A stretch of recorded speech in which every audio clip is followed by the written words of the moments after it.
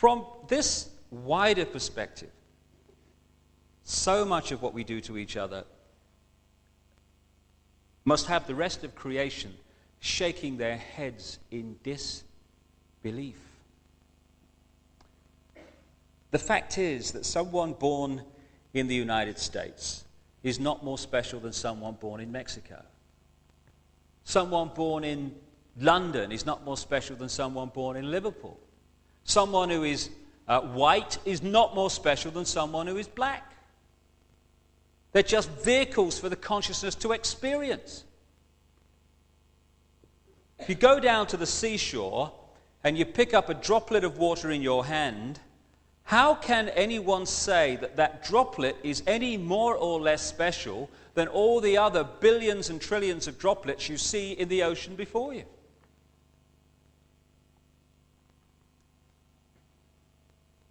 So when I began to understand all this and appreciate this other explanation to dogmatic religion and this world is all there is science, I started to ask a few questions of this situation.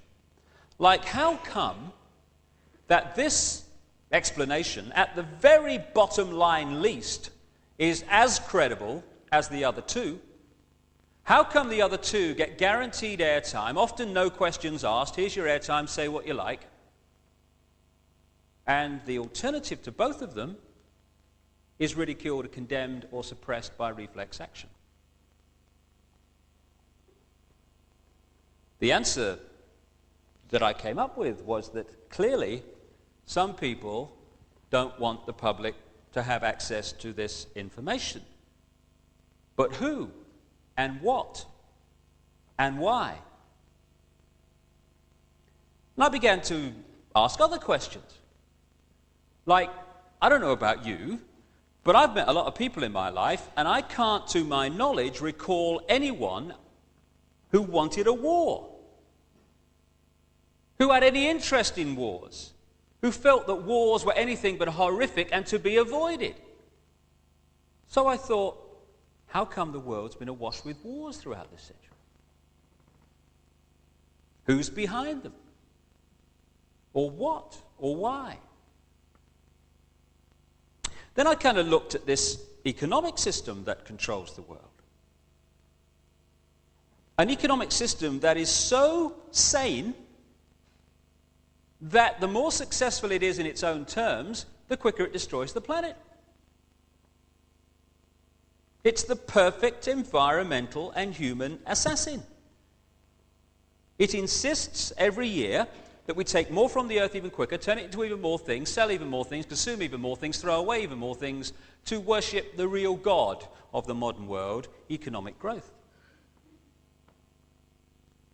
It insists that every year 20% of the people of the world consume 80% of the resources, while leaving the other 80% to get by on the other 20%. Crazy. Of course it is. But that's the economic system, take, make, and throw away, that controls your life and mine. And that of 6 billion people nearly. So I thought, what's behind this self-destruction? Or who and why? I started to look at some of the other conventional wisdom that we pass on from generation to generation as the only way of doing things in this world. The wisdom that says, even though the economic system that I've just described is dismantling this planet, you ask a politician of any party anywhere in the world, what do we do to get out of this environmental situation? And they will say we must have more growth to raise the money to spend on the environment. If I said to you the way to put out a fire is to pour more petrol on it, you'd say he's out of his mind. But that's what the politicians are saying when they say about more growth to sort out the environment.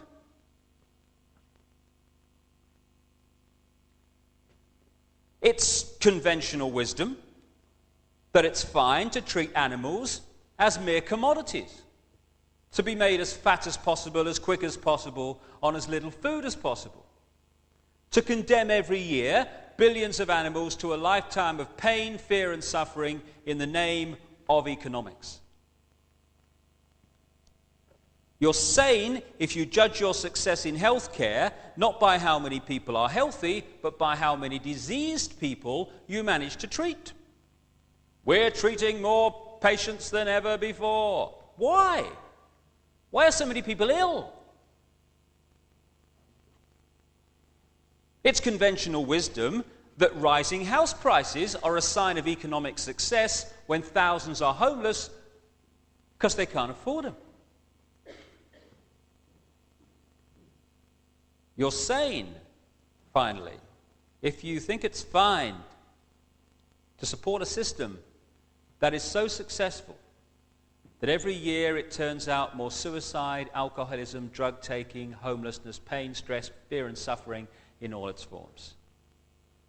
We'd be in real trouble if this system wasn't working, wouldn't we?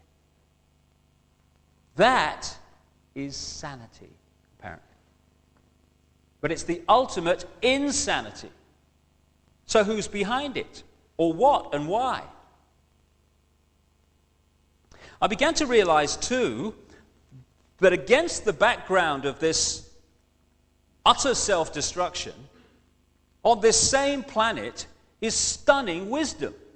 And I began to see also that there is a great difference between cleverness and wisdom. They're not the same thing. This system's very clever, but it isn't very wise, and it's the lack of wisdom that is the problem. And I began to see that what we call wisdom is often not found in this state-of-the-art letters after their name system. It's actually found in the native peoples that this system would see as backward.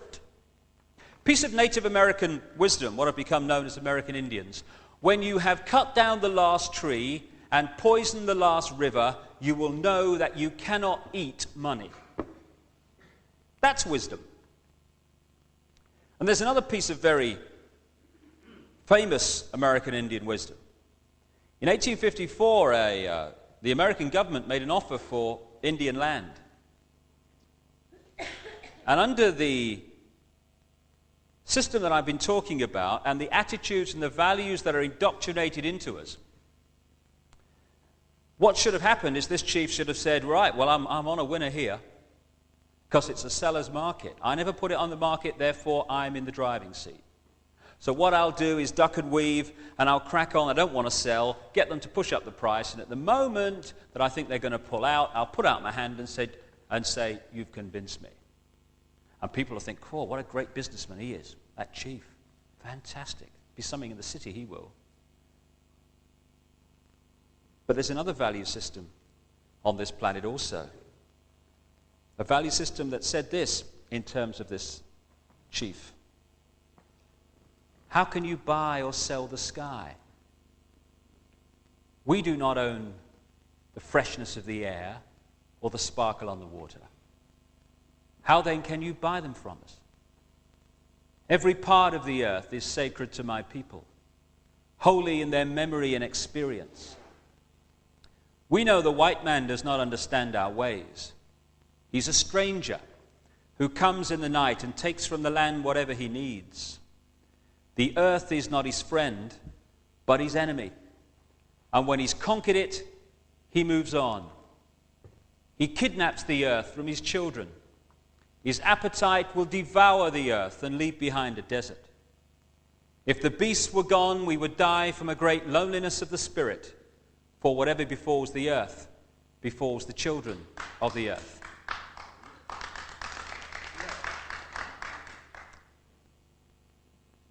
It's sobering to think that those words were spoken in 1854 when you look what has happened since.